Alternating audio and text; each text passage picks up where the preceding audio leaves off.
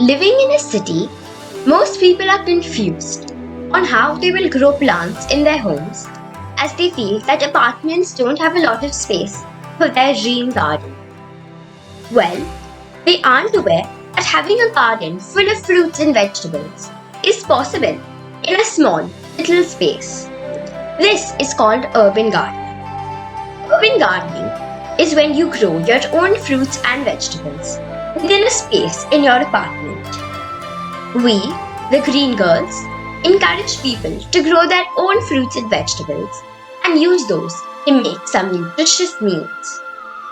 We wanted to make a change for us, for you, and for the environment. We know that urban gardening will spread more greenery in our massive city. Growing plants in your home will not only give you and Mother Earth oxygen, but will bring in awareness of what you eat. The varieties of food you can grow are endless.